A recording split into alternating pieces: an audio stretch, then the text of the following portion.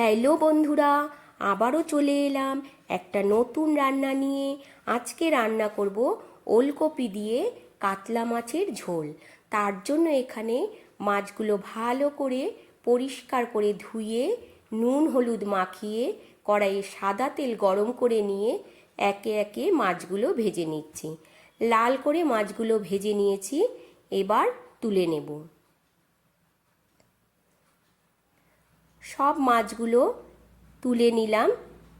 এদিকে আমি ছোট ছোট দুটো ওলকপি সাইজ করে কেটে রেখেছি। এবার মাছ ভাজা তেলের মধ্যেই দিয়ে দেব সামান্য একটু গোটা জিরে আর একটা তেজপাতা দিয়ে এবার দিয়ে দিচ্ছি কেটে রাখা ওলকপি। এবার এর মধ্যে দিয়ে দেব 1 চামচ নুন আর একটু হলুদ গুঁড়ো দিয়ে ভালো করে ভেজে নিতে হবে। একটু সময় নিয়ে এগুলো ভাজতে হবে।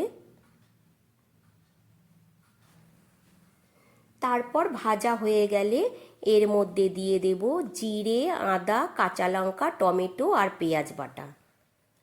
আর দিয়ে দিচ্ছি 1 চামচ কাশ্মীরি লঙ্কার গুঁড়ো আর দিয়ে দেব পরিমাণ মতো নুন আর হলুদ। দিয়ে দিলাম একটা কাঁচা লঙ্কা। এবার মশলা ভালো করে কষিয়ে নেব। দেখো ভালো করে মশলা কষিয়ে নিচ্ছি। এবার দিয়ে দেব পরিমাণ মতো জল। জল দিয়ে ঝোলটা ফুটিয়ে নিচ্ছি 5 থেকে 7 মিনিট ঢাকা দিয়ে। দেখো ঝোলটা ফুটে গেছে। এবার এর মধ্যে দিয়ে দেব ভেজে রাখা মাছ। মাছগুলো দিয়ে দিচ্ছি। এবার আর ঢাকা দেব না, 2-3 মিনিট এইভাবেই ঝোলটা ফুটতে দেব। ঝোল একদম ফুটে গেছে।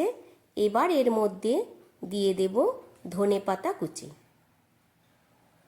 ধনেপাতা দিয়ে আবার একটু নাড়াচাড়া করে নিলেই আজকের রান্না রেডি, ওলকপি দিয়ে কাতলা মাছের ঝোল। আজকের রান্নাটা তোমাদের কেমন লাগলো অবশ্যই জানিও কিন্তু বন্ধুরা। আর ভালো লাগলে একটা লাইক কমেন্ট করে দিও।